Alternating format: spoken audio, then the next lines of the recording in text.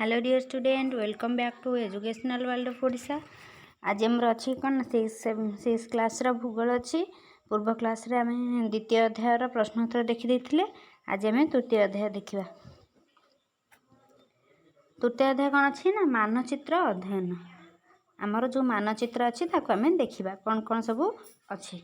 ये कौन ना एन माने नॉर्थ, ई माने ईस्ट, एस माने साउथ, डब्ल्यू माने वेस्ट। ये कौन ना ईस्ट माने पूर्व, आउ थे देखा। ई माने कौन ना ईस्ट बा पूर्व, ई ए एस टी। आउ एस माने कौन ना साउथ दक्षिण, आउ डब्ल्यू माने वेस्ट पश्चिम, नॉर्थ माने उत्तर। पृथ्वीर सबू अंश को एकाथरे देखा संभव नहीं। आम पृथ्वी रे रोचे किंतु आम सबू अंश देखिपारे। आमर एका बेले सबू अंचल को आम सबू गाँ बा सबू राज्य को एका बेले देखिपारे। आ पृथ्वी तो बहुत दूर रे, पृथ्वी को सबू अंश देखा कौन ना संभव नहीं। तेणु पृथ्वी विषय जानापी भूगोलक मानचित्र आवश्यक पड़ता है। तेणु पृथ्वी विषय में आम सविशेष माने पूरा भल से जानापी आम कौन ना मानचित्र आवश्यकता पड़ी था।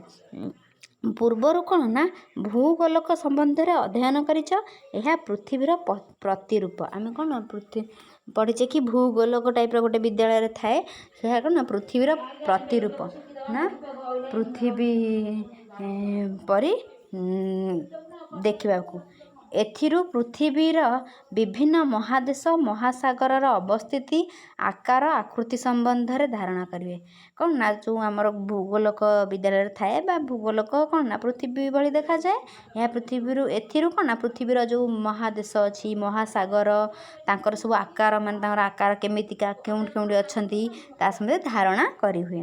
मात्र विशाल पृथ्वी तुलन में यह अनेक छोट। आम जो भूगोलकटा आम पृथ्वी को केबे मापी परिबा नहीं कि एका समय रे एते जगह देखि परिबा नहीं, किंतु आम भूगोल को गोटे समय रे देखि पारू।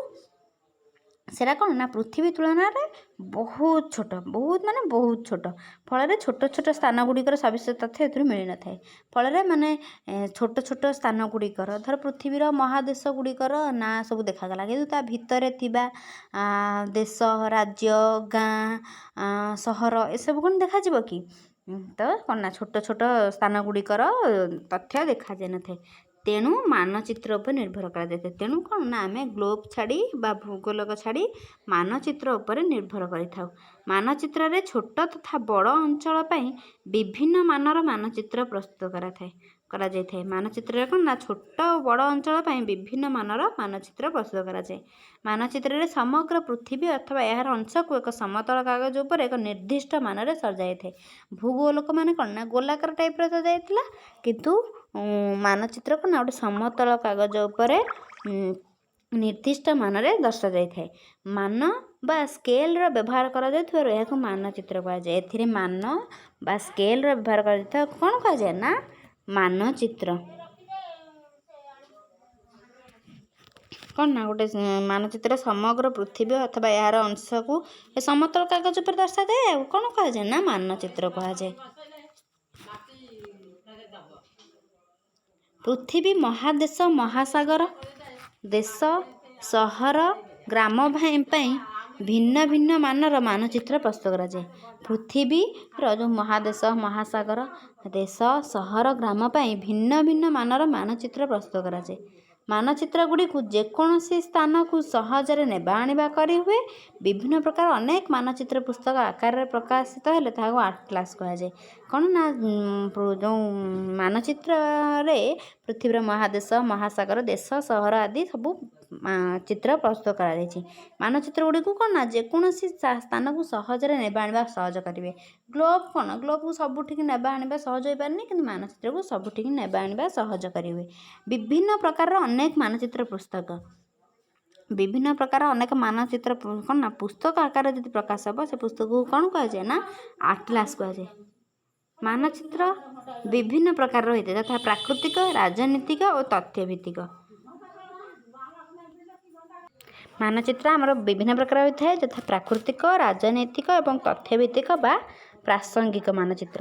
ଦେଖିବା ପ୍ରାକୃତିକ ମାନଚିତ୍ର। ପ୍ରାକୃତିକ ତଥ୍ୟାବଳୀକୁ ନେଇ ପ୍ରସ୍ତୁତ ମାନଚିତ୍ରକୁ ପ୍ରାକୃତିକ ମାନଚିତ୍ର କୁହାଯାଏ। ପ୍ରାକୃତିକ ତଥ୍ୟାବଳୀକୁ ନେଇ ପ୍ରସ୍ତୁତ ମାନଚିତ୍ରକୁ ପ୍ରାକୃତିକ ମାନଚିତ୍ର କୁହାଯାଏ। ପ୍ରାକୃତିକ ତଥ୍ୟାବଳୀ ମୁଖ୍ୟତଃ ପ୍ରକୃତି ସୃଷ୍ଟ ପର୍ବତ, ମାଳଭୂମି, ସମତଳ ଭୂମି, ନଦୀ, ସାଗର, ଅରଣ୍ୟ, ଜୀବଜନ୍ତୁ, ଜଳବାୟୁ ପ୍ରଭୃତିକୁ ବୁଝାଏ। ଆମ ପ୍ରାକୃତିକ ମାନଚିତ୍ରରେ କ'ଣ କ'ଣ ଥାଏ ନା ପ୍ରକୃତି ସୃଷ୍ଟ ପର୍ବତ ମାନେ ପ୍ରକୃତି ଦ୍ୱାରା ଯେଉଁ ପର୍ବତ ଗୁଡ଼ିକ ସୃଷ୍ଟି ହେଉଛି ସେସବୁ, ମାଳଭୂମି, ସମତଳ ଭୂମି, ନଦୀ, ସାଗର, ଅରଣ୍ୟ, ଜୀବଜନ୍ତୁ, ଜଳବାୟୁ ଆଦିକୁ ବୁଝାଏ। ତେଣୁ ଯେକୌଣସି ସ୍ଥାନର ପ୍ରାକୃତିକ ବିଭାଗ ଗୁଡ଼ିକ ସମସ୍ତେ ଜାଣିବାକୁ ହେଲେ ସେ ସ୍ଥାନର ପ୍ରାକୃତିକ ମାନଚିତ୍ର ପଠନର ଆବଶ୍ୟକ ହୋଇଥାଏ। ତେଣୁ କ'ଣ ନା ଆମେ ଯଦି କୌଣସି ସ୍ଥାନର ପ୍ରକୃତି ବିଷୟରେ ଜାଣିବାକୁ ଚାହିଁବା ତାହେଲେ ସେ ସ୍ଥାନର ପ୍ରାକୃତିକ ମାନଚିତ୍ର ଆମକୁ ପଢ଼ିବାକୁ ପଡ଼ିବ। ରାଜନୀତିକ ମାନଚିତ୍ର। ରାଜନୀତିକ ତଥ୍ୟାବଳୀକୁ ନେଇ ପ୍ରସ୍ତୁତ ମାନଚିତ୍ରକୁ ରାଜନୀତିକ ମାନଚିତ୍ର କୁହାଯାଏ। ଆମର ପ୍ରକୃତି ବିଷୟରେ ଜାଣିବାକୁ ପ୍ରାକୃତିକ ମାନଚିତ୍ର ହେଲା। ଏବେ ରାଜନୀତିକ ତଥ୍ୟାବଳୀକୁ ନେଇକରି କ'ଣ ନା ରାଜନୀତିକ ମାନଚିତ୍ର। ଏଥିରେ ମହାଦେଶ, ଦେଶ, ପ୍ରଦେଶ, ଜିଲ୍ଲା, ରାଜଧାନୀ ତଥା ବିଭିନ୍ନ ଅଞ୍ଚଳର ସୀମା ଦର୍ଶାଇଥାଏ। ଏଥିରେ କ'ଣ ନା ମହାଦେଶ, ଦେଶ, ପ୍ରଦେଶ, ଜିଲ୍ଲା, ରାଜଧାନୀ ତଥା ଏଥିରେ କ'ଣ ନା ସୀମା ଦର୍ଶାଯାଇଥାଏ। ଆଉ ଗୋଟେ ରହିଗଲା କ'ଣ ନା ତଥ୍ୟଭିତ୍ତିକ ବା ପ୍ରାସଙ୍ଗିକ। ଏଥିରେ କ'ଣ ନା କୌଣସି ଗୋଟିଏ ପ୍ରସଙ୍ଗ ବା ତଥ୍ୟ ଉପସ୍ଥାପନ କରାଯାଇଥାଏ। କ'ଣ କ'ଣ ନା ଶିଳ୍ପ ମାନଚିତ୍ର, ରେଳପଥ ମାନଚିତ୍ର, ସଡ଼କ ମାନଚିତ୍ର, ଅରଣ୍ୟ ମାନଚିତ୍ର, ଏସବୁ କ'ଣ ନା ଗୋଟେ ଗୋଟେ ପ୍ରାସଙ୍ଗିକ ମାନଚିତ୍ର। କ'ଣ ନା ବିଭିନ୍ନ ପ୍ରକାର ଶିଳ୍ପର ଗୋଟେ ଗୋଟେ ମାନଚିତ୍ର, ରେଳପଥର ମାନଚିତ୍ର, ସଡ଼କ ମାନଚିତ୍ର, ଅରଣ୍ୟ ମାନଚିତ୍ର, ଏସବୁ କ'ଣ ନା ଗୋଟେ ଗୋଟେ ପ୍ରାସଙ୍ଗିକ ମାନଚିତ୍ର।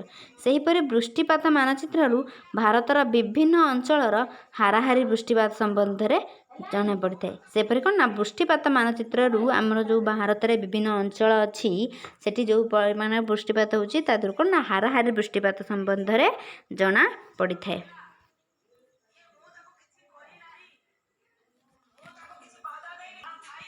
ଆମେ ନେକ୍ସଟ କ୍ଲାସ୍ରେ ମାନଚିତ୍ରର ମୌଳିକ ବୈଶିଷ୍ଟ୍ୟ ଦେଖିବା। ଭିଡ଼ିଓଟି ଏତେ ପର୍ଯ୍ୟନ୍ତ ଦେଖିଥିବାରୁ ବହୁତ ବହୁତ ଧନ୍ୟବାଦ। ଭିଡ଼ିଓଟି ଭଲ ଲାଗିଲେ ଲାଇକ୍, ସେୟାର, କମେଣ୍ଟ ଆଉ କରିଦେବେ। ଆଉ ଯଦି ଚ୍ୟାନେଲରେ ନୂଆ ଅଛନ୍ତି ତାହେଲେ ସବସ୍କ୍ରାଇବ୍ ମଧ୍ୟ କରିଦେବେ।